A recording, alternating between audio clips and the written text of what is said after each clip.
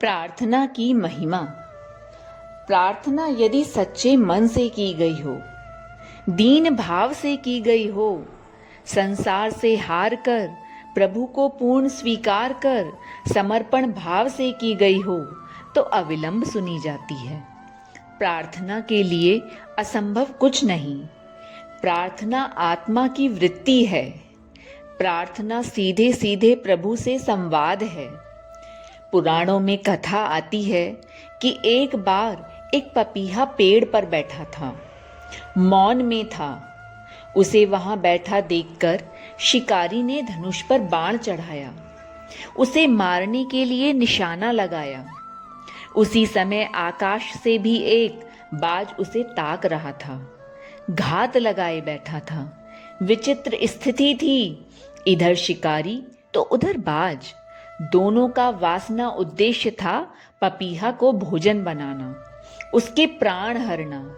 बेचारा पपीहा लाचार था, परमात्मा की विधि व्यवस्था को समर्पित था, किंतु इस क्षण तो उसका जीवन दांव पर लगा था।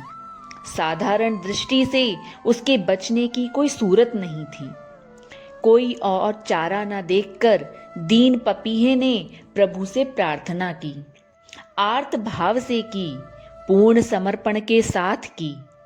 हे प्रभु, हे दीन बंधु, इधर शिकारी है, उधर बाज है। आज आपके सिवा मेरा कोई नहीं।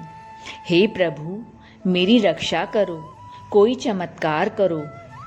प्रभु प्यारा पपीहा प्रार्थना में तल्लीन हो गया, प्रभु से बात करने लगा, पूर्ण रूप से प्रभु शरण में आ गया। प्रभु पिघले, प्रार्थना सुनी, त्वरित समाधान दिया। तभी बिल में से एक सर्प निकला, उसने शिकारी को दंश मारा। शिकारी का निशाना हिल गया, हाथ में से बाण छूटा और आकाश में जो बाज पपीहा प्राण पर मंडरा रहा था उसे जाकर लगा, और शिकारी के अचूक बाण से प्रभु समर्पित पपीहा के स्थान पर बदनीयत बाज मर गया। साथ ही सांप के काटने से स्वयं शिकारी भी मर गया। प्रभु कृपा से पपीहा बच गया। हत्यारों का वासना युक्त उद्देश्य परास्त हुआ।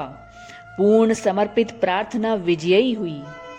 अतः स्पष्ट है कि यह सोचना कि इस सृष्टि का कोई मालिक नहीं है, गलत है। यह सृष्टि पूर्ण समर्थ संचालक की सत्ता से चलती है। बात केवल समर्पण की है, श्रद्धा और विश्वास की है, विशुद्ध हृदय की सच्ची समर्पित प्रार्थना की है। धन्यवाद।